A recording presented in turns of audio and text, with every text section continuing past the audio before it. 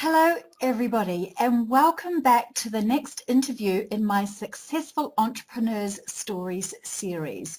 It's my really great pleasure to introduce you to my friend Dallas Hardcastle, and he's an entrepreneur and he's also a master growth coach.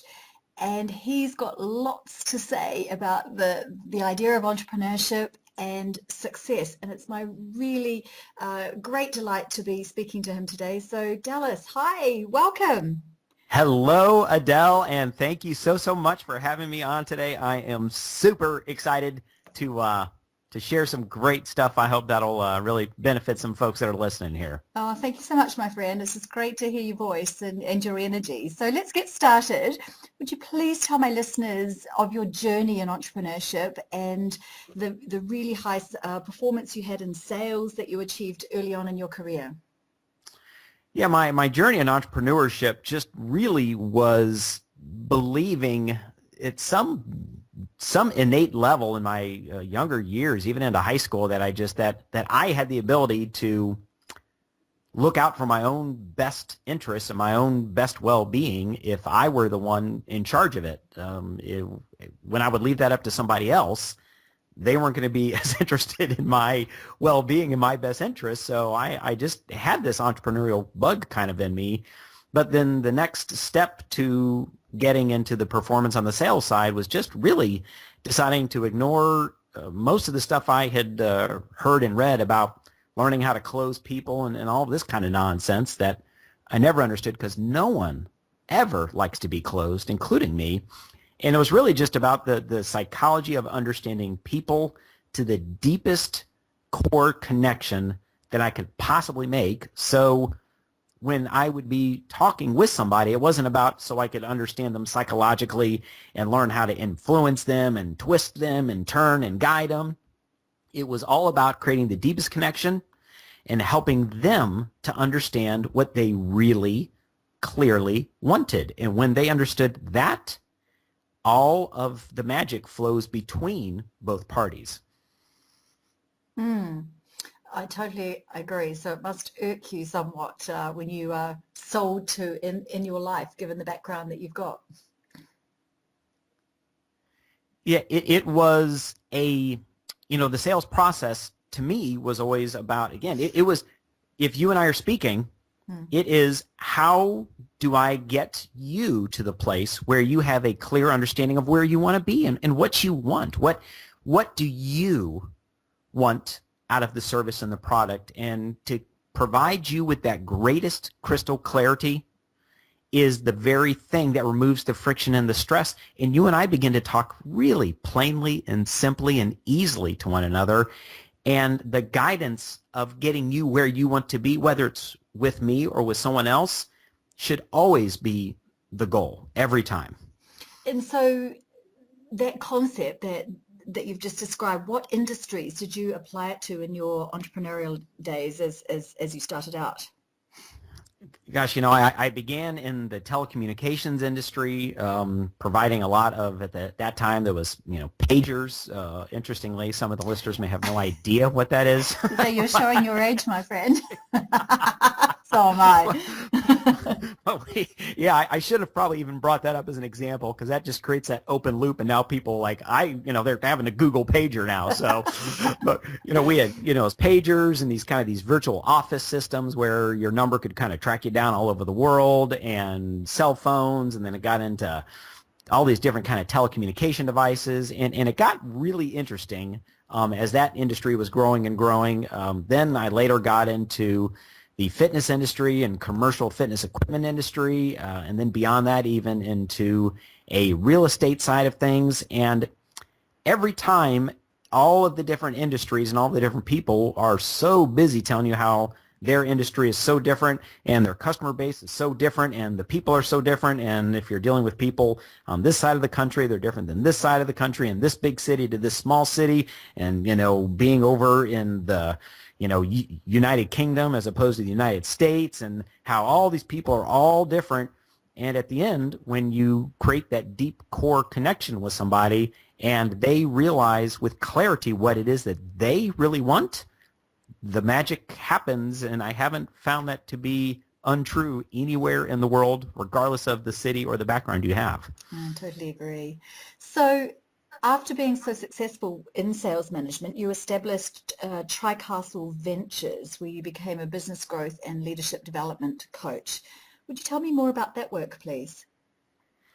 Yeah, that was me beginning to understand that I wanted to go from beyond the employee or even the director or even just an ownership level of a kind of the traditional corporation and sold those companies to be able to be more of that consultant role, the person that could go in and provide the fixes. But all of those fixes I was providing were on, the corporate level, the financial level, the sales growth, the revenue, implementing some processes or some systems that would allow profits to be able to, be pulled out more easily and more rapidly. And the success was rewarding for a while. However, it became less rewarding over time because I felt like I was working on a bunch of surface issues, and I wasn't able to kind of get into those deep core issues that I really saw that needed addressed. So is that why you stopped doing that in around December 2012? That was precisely why. My DNA, Adèle, has me wanting to connect with people on that deep level and wanting to help to me on what is the real levels. If you're walking into my office every day and you're telling me that you keep having this cut on your arm or you keep having this rash on your arm, and I keep saying, oh, well, what you need to do is take some Benadryl and that'll get rid of your itch, and then slap on a few Band-Aids, and then that way you won't be so inclined to scratch it. If I'm doing that every day and the business, even worse yet, believes that's the solution, it just was emptying me out. I mean, I was looking at these businesses that needed not the shallow structure and shallow rebuild, but they needed deep structure rebuilding. They needed people within the organization to have completely different mindsets and focuses and confidence in themselves and what they were doing, and kind of their hierarchy of needs to be completely changed. And on the corporate structure, it was just so, to me, shallowly focused on let's change the profits, let's increase our sales, and all will be good. I would walk away from those not feeling like I'd made that shift that really was supposed to have been made. Yeah, I totally understand that. So tell me more about your current work as a master growth coach and your trademarked product or service, the Unlearning Architect. What's that all about?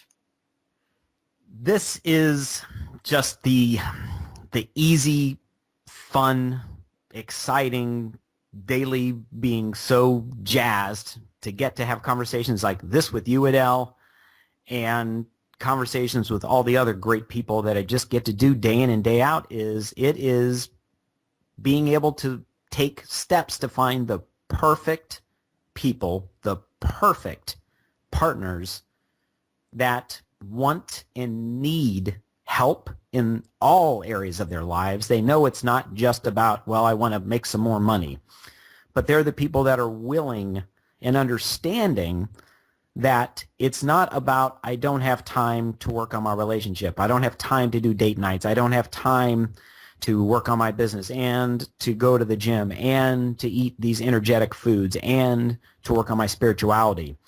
It's understanding that all of these things create more time and more structure and more energy and more happiness and more fulfillment and more abundance in your life. So getting to do that, the master growth coach in me now allows me to be able to go out and work with people to do some quick, rapid financial fixes for them to remove that stress and overwhelm. And I do that literally in the course of weeks often.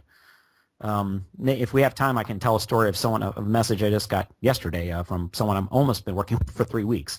But it allows that to happen rapidly, but then we get to go back and take that integral approach of now it's not just financial, because financial is not the fix, it's the beginning, but then we begin to make you stronger and more endurable and better and faster.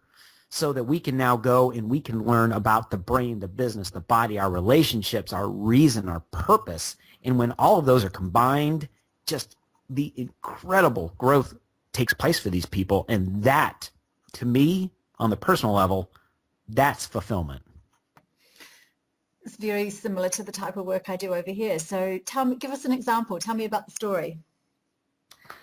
A gentleman, we're going to call him Robert, was working with a coach for nearly 8 months, had invested a very good amount of money, and had realized 0 clients. This was a major frustration, so when I began speaking with him, I made a very bold promise, which was, listen, I haven't even done this before, but in 6 weeks, you're going to get a multiple return on your investment. And I went out and I just said, this will be 300%. In 6 weeks, I'm going to get you a 300% return on your investment. So if you'll begin working with me within 6 weeks, you will realize 300% ROI. He eventually agreed to that, although with great skepticism, as I would have had too, after an 8-month courtship with someone else and not receiving any ROI. And yesterday I got a message from him indicating, and this at the time we were recording, we are 2 days away from our 3-week time working together. And he got yesterday, from all the things that we've been working on and the structure and the specific steps, he was able to get his first client with us working together, and it was an $8,100 client. So that returned his investment now multiple times with me for the very short thing that we put together in less than a 3-week period of time. That, to me, is how the business should be performed, is being able to go out and exact major changes quickly, relieving stress and overwhelm, and now we can breathe, we can exhale, and now all of the really great stuff is going to get started.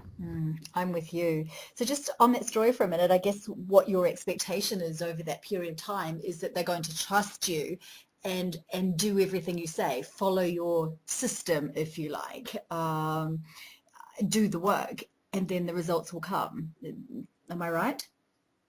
Yeah, precisely. At the end of all of this, it is the perfect match.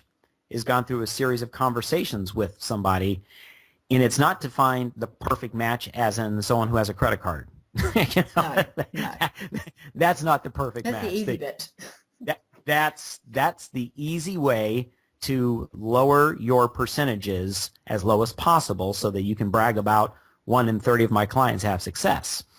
If you want to be able to talk about 8 out of 10 or 9 out of 10 of your clients realize this level of success, it is finding the person who is willing to listen, they're willing to be coached and take action. Positively will take the action. The entrepreneurial brain is so magnificent in that we are trying to get the best growth and maximize this result in the quickest, shortest amount of time possible. And sometimes that entrepreneurial wonderful brain even takes us to the place of we leap beyond that to just lazy, is that we want to get such a quick, rapid result in the smartest, quickest way possible that we forget the part that even if it's just 2 or 3 hours a day, do the work that is required and magic can happen, but we do need to take action. We do need to do the work. I agree. Are you mostly working with entrepreneurs? Yeah, almost entirely. At the end of the day, the entrepreneur to me is the person that has the ability mentally to change the world and affect the world the most. And ultimately, to me, the people with whom I work that have these tremendous journeys and these incredible minds, and they're willing to do all of the work that they do, but they still are working for somebody, and that stress, that friction, that overwhelm of doing emails till midnight, to having only 2 or 3 weeks of vacation of a year, of traveling away from their family and their loved ones, all of the stress that causes is one of the key points of what I want to remove. Is life is not supposed to be filled with friction and stress and overwhelm. It's not. And when you're relying on someone else to provide you with your worth, your value, your income, your vacation time, your freedom, there's stress that's present there. And to this point in my life, I have no idea how I could remove that successfully ever. No, I agree. So tell me about the momentum surge you inspire your clients to take. What does that actually mean? The momentum surge is when there is that perfect person out there that is able to be in the place where they are mentally, psychologically, where they believe they are ready to take that step of changing their life and their business. And as we've talked about, not just I want to increase my sales, but they're ready to change their life, their business, moving from adequacy to excellence, moving into creating a legacy for themselves, for their families, for their children, for loved ones. That momentum surge is the opportunity for us to get on the phone, to get onto Skype for 45 minutes or an hour and find out if all the pieces match up perfectly to create momentum in their lives for the first time, which is uncomfortable growth. Momentum is moving away from the rate of acceleration where we are. So if we're, I already eat pretty well and I already go to the gym 3 days a week and my business is already doing pretty decently, those are all at a specific trajectory. That vector is going at that same speed. Momentum is to create uncomfortable growth, where that means we're going to do more for our brains, more for our bodies, more for our business, more for our relationship, more for our energy, more for our growth. That means uncomfortable change. And when we can have that person who is ready for uncomfortable change for a short period of time to gain that long-term massive result, momentum surge happens. And that's what really gets people growing, Adele. I love it. Absolutely love it. So you seem to be working with people, entrepreneurs, who want to be seen as leaders or authorities in their industry. When you're working with them, how do you get them, or sort of what do you do, if you like, to get them from point A, where they're at, through the momentum surge to point, say, X, with all the trappings of success as they define it that they want? To me, Adele, the beginning place is always working on their mindset. Always, always, always. Every conversation I have, every time, whether they're running a $100 million business, whether they have $25 in their checking account, the blocks they are experiencing, the words that they're using, it is displaying the level of confidence in themselves that they have to be able to do that next thing, whether, I say, to take their business from $100 million to a $300 million business, or to go from having a $25 in their checking account to having $10,000 or $20,000 in their checking account. That beginning is working on those belief systems, those rules, the bad, cruddy stories that they're telling themselves that just don't serve them, and they're false.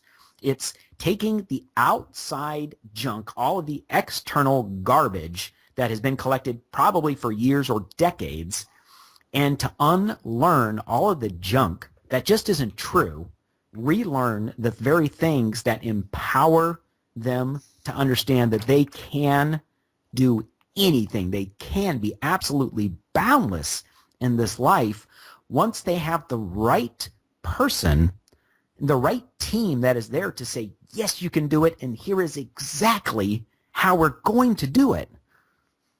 So you're saying that mindset is the key detractor from them getting from A to X. Is there anything else that stops them, or is it just mindset? Mindset is number one for sure. Every time that I'm starting to work with somebody and get into that good play sessions with them. But then the other one is then understanding structure. The number one things that when people are trying to do a video, they're trying to create a sales letter, they're trying to do something with their cart. They're trying to grow a sales team. They're trying to do a new marketing campaign. They lack structure and definition. They're high motor, high speed, high energy, go, go, go, go, go. I can do this stuff. But their thoughts are scattered. Their thoughts are everywhere. So I get that energy. I get that motor. I get that drive. I want that thing. I want that needle pegged, Adèle. I want it pegged. But then now that we have that needle pegged and they're ready to go run through the wall, they need the definition and the structure. Once they have the definition and the structure in the specific steps, they conquer anything they wish. So structure, is that another word for systems? You know, following a system, a pattern, to do the piece of work that they've got to do? Yeah, to me, the structure and system are two different things in that a system sometimes is, with an entrepreneur, maybe create this page to lead them to this information so they will receive these pieces so that we'll have this kind of conversation so that we can be led to having this kind of experience working together. The structure, however, is when we go to do the video, these are the 5 ways to create an influential public speaking engagement. When we do the page, this is the structure, and these are the 7 pieces that we're going to have structured within the page to the conversation, to the sessions. Everything has a specific structure. Someone who's having trouble doing a 60-second video, when I'll say, just do a 60-second video, introduce yourself, let them know who you are, what you do, and thank them for stopping by and checking you out. And a week goes by, and they'll say, I just can't get this 60-second video done. And I say, here, do these 5 things. And then an hour later, they send me over a text saying, video's done. That's structure. Right, got it. So the thing that I notice in coaching clients is lack of what I call treasuring time. And you've used the word overwhelm. Do you spend a lot of time helping people to treasure time, get rid of the rubbish, focus on the important things, not the urgent things? Is that part of what you're doing? Yeah, I'm doing it really in 2 different ways, Adèle, and that's an awesome question because I had this conversation with this gentleman yesterday. Is the number 1 side is absolutely, this is the one life, right? I mean, we all know it, and it all sounds trite, but this is it. This is it. So this is the day, this is the hour, this is the minute right here with you and I together. This minute matters more than anything else. So the presence of not thinking of past, not thinking of future, but the present of sitting here in peace with you right here, right now, teaching that piece. But the other piece is, and this may sound counterintuitive to some people, but not measuring so much when they're working with somebody. When they're there to deliver, I encourage over delivery like crazy, and to not measure, well, they paid me, $5,000, so I need to measure my email, I need to measure my text, I need to measure my minutes on the phone, I need to measure these instant messages. It's about give freely to get them to where they want to be, and then it flows so easily and life becomes so overwhelmingly wonderful when you are in your present peace and you are over delivering for others. You live a magical life. You do. I call it magical happening. We're so alike. You could be my brother, almost. It's like we're tied at the hip with the things that we talk about. But yes, on my wall here, I call it magical happening. You talk about magical life. Same thing. Yeah. Brilliant. I love it. So tell me, I'm going to look at you for a minute. What's been the best personal achievement that you've had in your life or career, putting into practice the stuff that you're talking about? Well, and I got to look at, you gave me some questions to look at before, and I looked at these before this, and I scratched my head a little bit, and, the thing that jumped out immediately, and I kind of wanted to test and make sure, I'm like, is this really it? It's I have a 6-year-old daughter, and it's her, without any question. When I practice what I preach, when I walk my walk, and don't just talk the talk, when I hear my 6-year-old parroting things to me about the difference between needing and wanting something. feeling like you have to do something and need to do something, and having her turn around to me and say, Dad, is this a need to or a want to? And be able to just explain to her, this is a want to, honey. This is absolutely not a need to. I mean, it can be broken glass on the kitchen floor. And 9 out of 10 parents would just shriek if you're just not telling them, you have to not go in there, and you have to put on shoes, and you have to do this. And my daughter will look to me, and I was like, honey, you don't want to walk in there barefoot, sweetie. You don't want that. And she'll say, was this a need to or a want to? I'm like, well, this too is a want to. But this is why you want to. And getting to share with her, we'll cut our feet. They'll be bleeding. There'll probably be a trip to the doctor or the emergency room in the hospital. So is that what you want? She walks over and she puts on her shoes. That day-to-day interaction with her, of walking the walk with her, that's the number one by far. And does she pull you up sometimes? Because our children are our greatest teachers. She is the reason that I am not only the happiest and luckiest man on this planet, Adele, but she quite literally, she saved my life several years ago in a way that probably can't describe quickly. But she was there when I absolutely needed her most, and when she wasn't even quite a year old yet. She quite literally was the being, the energy, the purpose that really changed my entire life about 5 years ago. And she'll never know it, but she'll be the reason I am here and hopefully impacting the world in the way I am. She is the reason for that. Beautiful. So what's been your most satisfying or exciting achievement that you've had in helping a client get to where they want to be? Is there anything that stands out from others? Gosh, and again, I gave this the real thought of, is there one? The good news is they're not just one, but the bad news is I can't share 1,000. So no, we don't have all day, all week. but one that is the recent is, the client that has done what we all do so well, that they spent most of their lives listening to everybody else, listening to everyone's judgments and everyone else's opinions, trying to follow their rules and their beliefs and make them happy.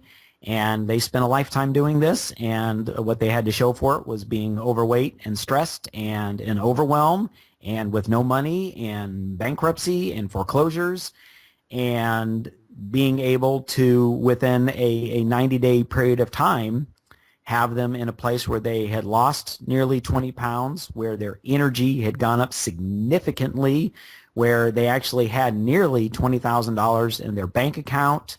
Their relationship was dramatically beginning to make real turns because it was real daily effort and work being put in to make this playful and fun again, like it's supposed to be. That type of thing that I was able to experience with him, with, we'll say, Chad, those make what we do easy. And it's hard to describe, I know, but having that be the success and having that be part of the day-to-day, boy, life gets really easy, and everyone can experience that ease when they choose to. I understand. I've just recently had a beautiful achievement that I didn't see coming, and when I read the email telling me what had happened, I burst into tears. I was so moved by the impact I'd had on a couple. So I understand why you do the work. I'm the same. Yeah, I get that. So based on your entrepreneurial and coaching experience to date, if you had 3 pieces of advice to give a person listening to this, someone growing a small business or starting out as an entrepreneur, what would that advice be based on what you teach? Gosh, number 1, get clear on you. Just get clear on what you want and what matters to you. You are the only you out of 6.5 or 7 billion people. You are the one that knows you. You have this innate genius inside of you. Your genius, your capability, your boundlessness, the unstoppable part of you is inside you. It's there already. You don't need to go out seeking it. And when we get clear on you, then some magic starts to happen. The number 2 is actively begin to get really good at just ignoring the outside noise. Ignore all of the people out of love, your friends, your family, that are giving you all of their judgments and their opinions on what they think would be best for you. They are not you. They have never walked in your shoes.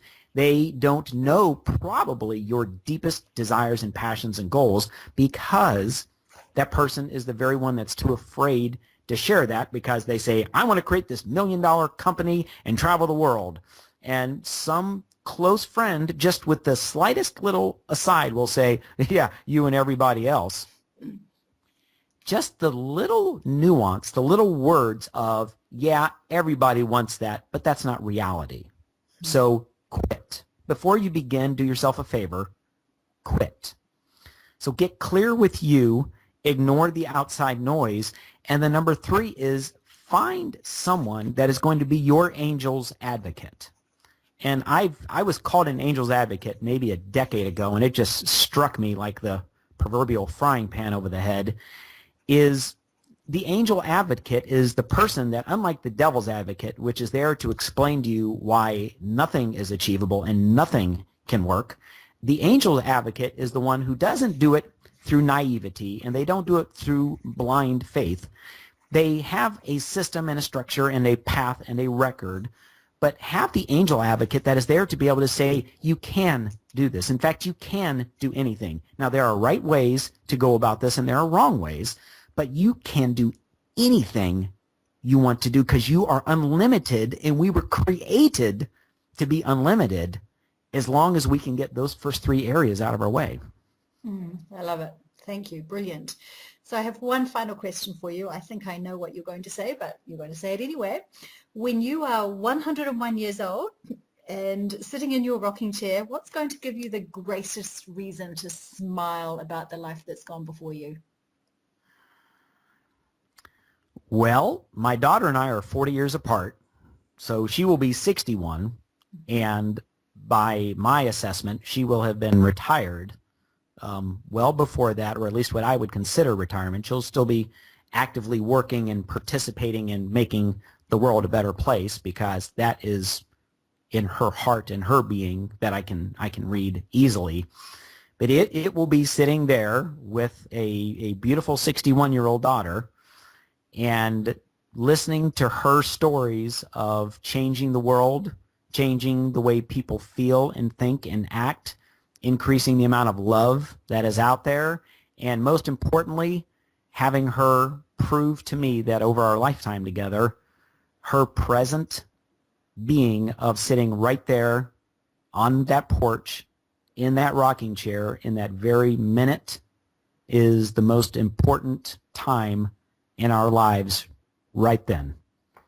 Gorgeous. And she may also be accompanied by your grandchildren or your great-grandchildren. And I'm guessing that you're going to have that level of influence over those people too when they come along. If they will sit around and listen to great-granddad, granddad and great-granddad, if they will have that presence instilled in them, which I'm sure they will, boy, what an awesome rocking chair event that will be. I can see that happening.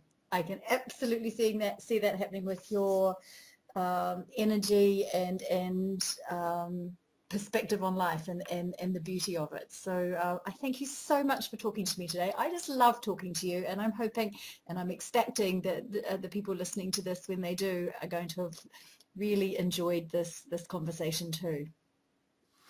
Well, Adèle, thank you for extending this opportunity. I appreciate it enormously. And as you said, I could spend many hours on the phone talking with you. But at the end, I so hope, as we always do, that if there is one person listening, that this has created that shift in it's time for me to be me finally. It's time for me to be the maximum me finally in my life and to step up and do this.